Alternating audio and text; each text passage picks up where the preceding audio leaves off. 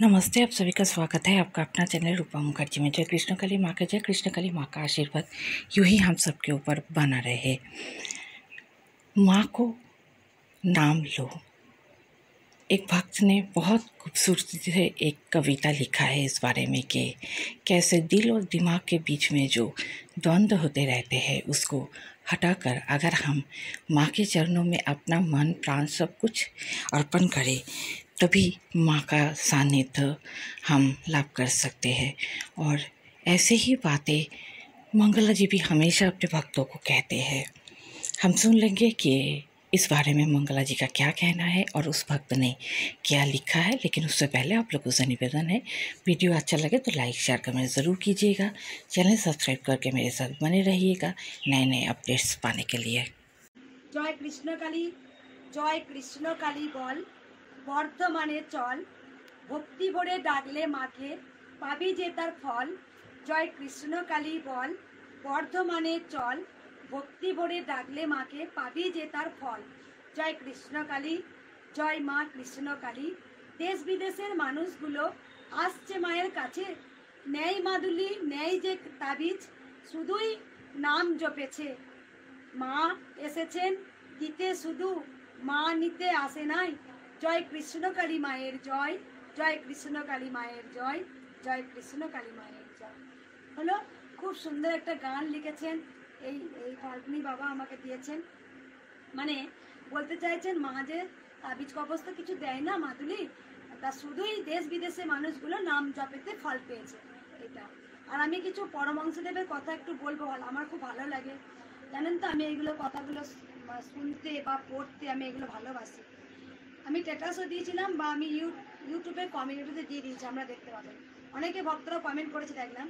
পরমহংসদেব বলছেন যে ময়লা দর্পণে যেমন সূর্যের আলো প্রতিফলিত হয় না, ময়লা দর্পণ একটা আয়নার মধ্যে যদি কালো কিছু থেকে যায় তাহলে নিশ্চয়ই তার আলোটা প্রতিফলিত হবে না।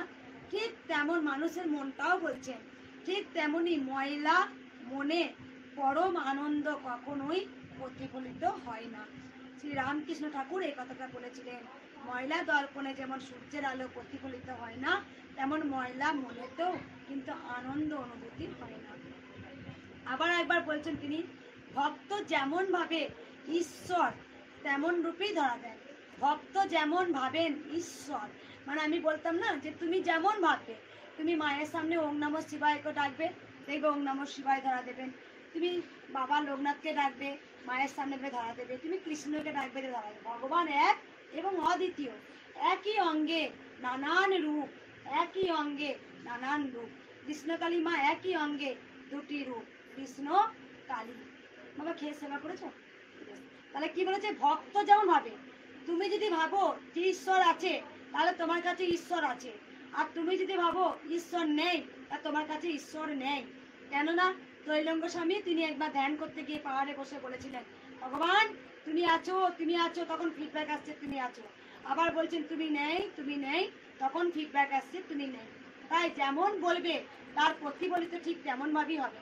তুমি যদি বলো ঈশ্বর আছে তা তোমার কাছে আছে ধরা দেবে, আর তুমি যদি বলো ঈশ্বর নেই তা তোমার কাছে একদমই নেই। তাই এটা আমি জানি একদম। মা যে কে আমি তো বলেই দিয়েছি আগে, আমি নিজে প্রমাণ, মা যে কে আমি পুরো প্রমাণ। এই একটা কথা। আবার একটা কথা বলেছে দেখো, ঈশ্বর তত্ত্ব উপলব্ধি ব্যাপার, ঈশ্বর তত্ত্ব উপলব্ধি ব্যাপার। শাস্ত্র পাঠ করে এ বিষয়ে অনেক কিছু জানা গেলেও শুধু শাস্ত্র পাঠ করে ঈশ্বর লাভ করা যায় না। শাস্ত্র পাঠ করে ঈশ্বর লাভ করা যায় না। সেজন্য চাই আন্তরিক বিশ্বাস ও ব্যাকুলতা। যেমন একটা ব্যাকুল হতে বলি না, ব্যাকুলের মতো কাঁদো, মায়ের চরণে অর্পণ করো, জল অর্পণ করো, ভগবানকে খোঁজো তুমি কোথায় প্রভু, হে কানাই তুই কোথায়, কানাই তুই আয়। এই ব্যাকুলতা থাকতে হবে। যুক্তি তর্কের ভিতর দিয়ে কখনোই ঈশ্বর লাভ করা যায় না। যেখানে যেখানে যেখানে যুক্তি আছে, তর্ক আছে, সেখানে কিন্তু ভগবানকে লাভ করা যায় না। ভগবানকে একাগ্র চিত্তে বিশ্বাস করতে হবে, ভগবানকে একাগ্র চিত্তে ভালোবাসতে হবে, ভগবানকে একাগ্র চিত্তে রাখতে হবে। একাগ্র চিত্তে মানে হৃদয় আর ভগবানকে এক করে দিতে হবে, লিঙ্ক করে দিতে হবে, তখনই ভগবান ঠিক সাড়া দেবে। আমি জানি এগুলো ছোটো থেকে আমার মধ্যে একটা এরকম প্রতিফলিত হয়ে এসেছে, মাকে ডাকা, ভালোবাসা, চোখ দিয়ে আপনা আপনি হঠাৎ করে জল গড়িয়ে পড়া, এগুলো তো মায়ের আশীর্বাদ ছিল, তাই পেয়েছি। ঈশ্বর তত্ত্ব উপলব্ধি ব্যাপার, শাস্ত্র পাঠ করে এ বিষয়ে অনেক কিছু জানা গেলেও শুধু শাস্ত্র পাঠ করে ঈশ্বর লাভ করা যায় না। সেই জন্য চাই আন্তরিক বিশ্বাস ও ব্যাকুলতা। যুক্তি তর্কের ভিতর দিয়ে কখনোই ঈশ্বর লাভ করা যায় না। পরমহংসদেব তিনি বলেছিলেন, ধৈর্য বিনা লক্ষ্মী নেই, পরিশ্রম ছাড়া সাফল্য নেই, দান বিনা যশ নেই, ভক্তি ছাড়া মুক্তি নেই। আমি প্রথমে কি বলি যে ভক্তি করো, ভক্তিতেই মুক্তি। আমি এই কথাগুলো বলেছি, আমার খুব খুব ভালো লাগে। ভক্তিতেই মুক্তি, একদম। একদিন দেখো, এই যে বলছি মায়ের মন্দির, মায়ের মন্দির তোমরা সবাই জানো, মন্দির নিয়ে প্রচুর লড়াই চলছে। কারণ আমি যদি একদিন বসে যাই নিশ্চয়ই মায়ের মন্দির হবে না। আর মা আমাকে সবসময় সুস্থ রাখেন, সবল রাখেন, খুব সতেজ রাখেন। আমি জানি না কোথা থেকে এত এনার্জি আমি পাই। আমি যখন এটা হয়তো যখন আমি, অনেকে আমাকে ভিডিও দেখেন, অনেকে বলেন যে মা তোমাকে ভিডিও যা দেখি কিন্তু তোমাকে সামনাসামনি পুরো আলাদা। তা আমি যখন আসি অনেকে আমাকে বলে, যেমন আজকে একটা ভক্ত আমাকে বলছে মা তোমাকে পুরো গোলাপি রঙের লাগছে। আমি জানি না, তা একটা যেন একটা ভক্তরা অনেকেই বলে যেটা মানে ভেতর থেকে একটা জ্যোতি আভা, মানে আমার মুখ থেকে যে ফুটে উঠে চেয়ারা সেটা জানি না, সেটা তো মায়ের লীলা। তা আমি যখন আসি অনেক ভক্তরা আমার চুল, আঙুল, হাত এরকম স্পর্শ করেন। আমি এটা লক্ষ্য করে দেখেছি যে জানি না কেন এটা, যে আমি তো প্রচুর পরিশ্রম করি, প্রচুর তো ভক্ত দেখি, তারপরে কিন্তু সকালে একদম ফিট হয়ে যায়, একদম পুরো ফ্রেশ। জানি না কোথা থেকে মা শক্তি দেয়। সোনা মায়ের কাছে তো আমি শুই, সোনা মায়ের কাছে আমি ঘুমালে তখনই আমি একটা ফ্রেশ অনুভূতি হয়। যাক, অনেক অনেক কথা বলেছি।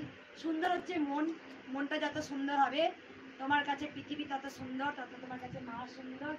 আর সবসময় বলবো হাসি খুশি থাকবেন, সব সময় স্মাইল দেবেন, হাসবেন। আমি হাসতে ভীষণ ভালোবাসি। আগে আমি খুব হাসতাম, আগে আমি হাসির জন্যে আমার টিচারের কাছে আমি মার খেয়েছি। আমি হাসতে ভীষণ, বাড়িতে আমি এইভাবে হাসি, খুব হাসি, খুব। মাকে সেবা দিয়ে একটু হাতটা ধরে নিই। মায়ের জন্য দাদা পান এনে দিয়েছে।